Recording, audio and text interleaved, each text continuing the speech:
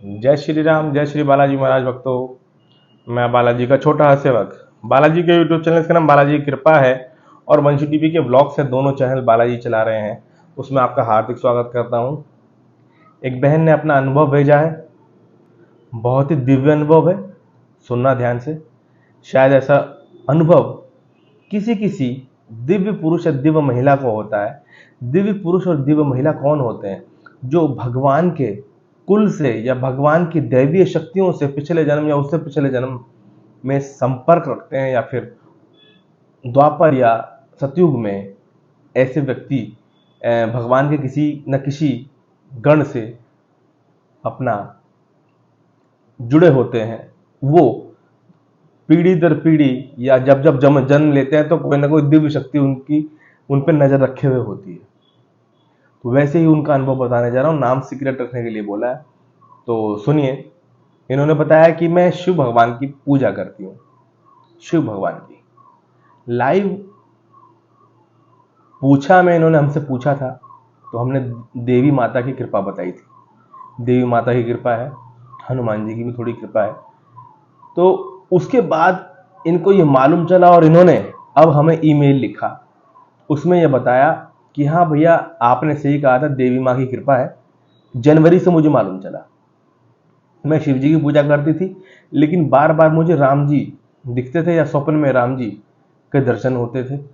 और मुझे कोई कहता था कि आप राम जी के कुल के हो, राम जी की पूजा किया करो। राम जी के कुल से हो, राम जी की पूजा किया करो। कई बार मैं इग्नोर किया। माता भी मेरे को स्वप्न में दर्शन देती थी, कुछ बताती थी, लेकिन मैंने स्वप्न में जब बार बार ये आने लगा कि शिव जी की राम जी की पूजा करो, तो इन्होंने बोला कि मैं तो शिव जी की पूजा करता हूं। तो उन्होंने बोला कि आपको राम जी करनी चाहिए, आप राम जी के कुल से हो, राम जी के किसी गण के कुल से हो। उन्होंने कहा ठीक है, मैं समझ गई। माता रानी भी कई बार इनको दिखी। माता रानी ने बताया कि बेटा, एक बार तू माता लक्ष्मी की बेटी बन चुकी है, एक बार तू शेषनाग की बेटी बन चुकी है, तू विष्णु जी के कुल से है। और ये सब जब चीजें इन्हें दिखनी और महसूस होने लगी कई बार, तो खुली आंखों से बता रहा हूं, मैं स्वप्न का नहीं बता रहा हूं। इनके रूम में विष्णु जी ने पूरे अपने जो मेन रूप होता है विष्णु जी का, उस रूप के दर्शन दिए हैं। सोचने पे मजबूर कर दिया होगा ना आपको भी।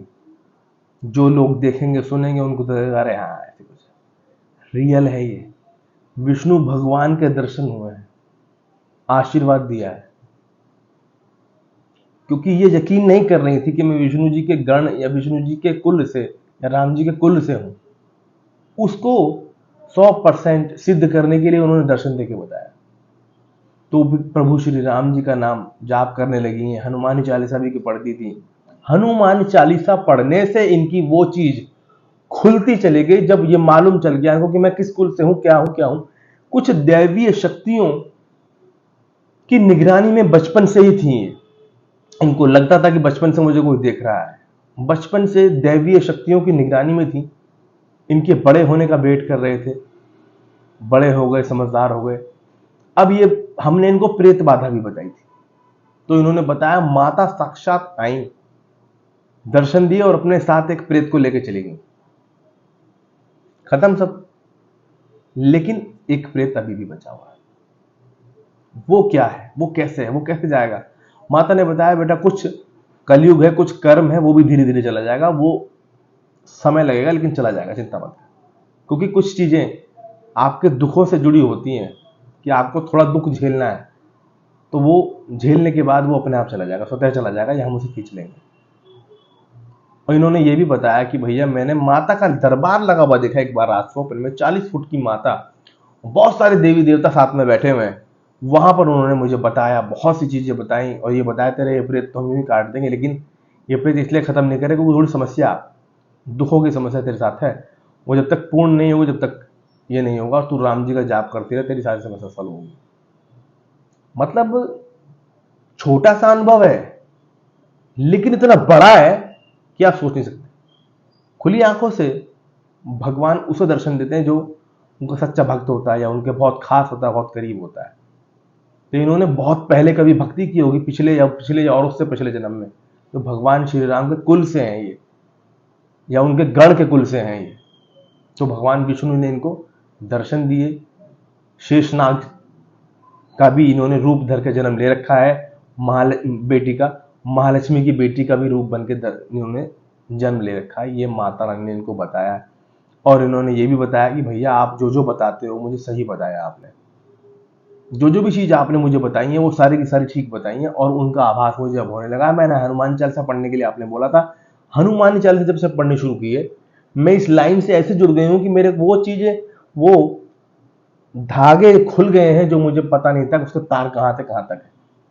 अब मुझे यकीन होता है कि हाँ, कुछ शक्तियां मुझे बचपन से निगरानी में रखी हुई थी। ये अनुभव है। जब मैंने अपना अनुभव बताया तब इन्होंने लिख के भेजा कि आपने जो अनुभव बताया प्रभु श्री राम का, और आप उड़ रहे हैं और राम जी के महल में चले गए हैं दर्शन करें, तो फिर मुझे लगा मैं रुक नहीं पाई, मैंने अपना अनुभव लिख के भेजा आपको।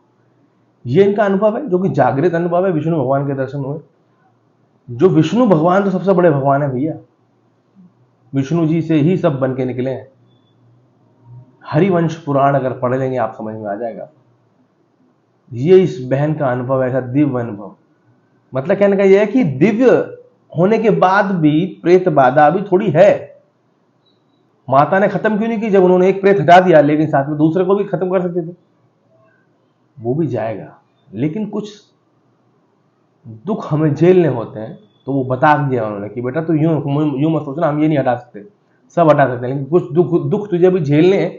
वो झेलने के बाद फिर हम गायब कर देंगे, पता भी नहीं चलेगा। समझ रहे हैं? इससे अनुभव से आपको बहुत बड़ी सीख मिलने वाली है। इस सीख से आपको संयम, सांत्वना मिलेगी और भक्ति करने का एक नया उद्देश्य मिलेगा। जय श्री राम, जय श्री सीताराम, जय श्री हनुमान जी महाराज, जय श्री राघवेंद्र, जय बालाजी महाराज जी।